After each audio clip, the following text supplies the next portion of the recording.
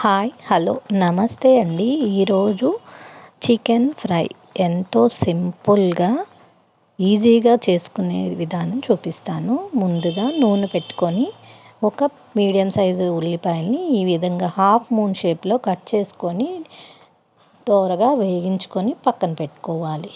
ముందుగా చికెన్ని నేను 300 గ్రామ్స్ సుమారుగా చికెన్ని ఉప్పు పసుపు వేసి నీట్గా వాష్ చేసుకొని బాయిల్ చేసి పక్కన ఉంచుకున్నాను.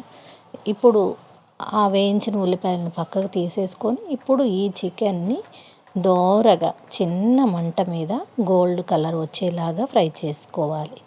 ఈ విధంగా మా ఈ రెసిపీ నచ్చినట్టయితే లైక్ చేసి షేర్ చేసి సబ్స్క్రైబ్ చేసుకొని నన్ను ఎంకరేజ్ చేయండి ఫ్రెండ్స్. ఈ విధంగా సన్నని మంట మీద చక్కగా సింపుల్గా ఫ్రై చేసుకోవాలి దోరగా. చూసారుగా. ఇప్పుడు 1 స్పూన్ అల్లం వెల్లుల్లి పేస్ట్. దీంట్లోకి ఎక్కువ మసాలాల అవసరమే లేదండి.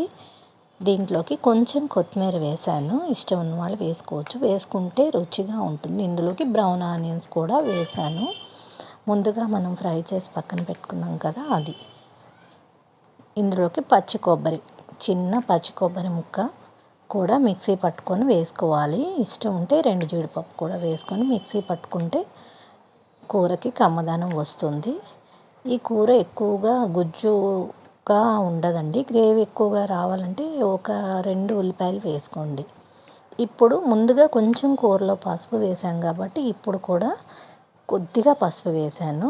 ఉడికించినప్పుడు వేసాం కాబట్టి ఉప్పు కూడా చూసి వేసుకోండి. ఉడికించేటప్పుడు వేసాం కాబట్టి దీంట్లోకి కారం 1.5 స్పూన్లు కారం వేసాను. దీంట్లోకి గరం మసాలా కూడా ఇప్పుడే వేసేసుకోవాలి. తగినంత సాల్ట్ చూసుకొని వేసుకోండి.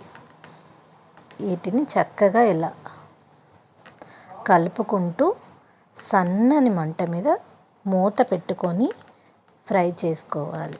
చక్కగా ఇలా చిన్నని మంట మీద తయారు చేసుకుంటే పప్పులో కానీ ఏదైనా పచ్చడి చేసినప్పుడు ఈ రెసిపీ సైడ్ డిష్గా చాలా రుచిగా ఉంటుంది. ఒక్కసారి ప్రయత్నం చేయండి. ఇప్పుడు వాటన్నిటిని ఇలా మిక్స్ చేసి మూత పెట్టుకొని సన్నని సెగ మీద మనం వేసిన ఇంగ్రీడియంట్స్ అన్నీ పచ్చి వాసన పోయేలాగా ఫ్రై చేసుకుంటే అంతేనండి, ఎంతో టేస్టీగా ఉండే చికెన్ ఫ్రై రెసిపీ రెడీ.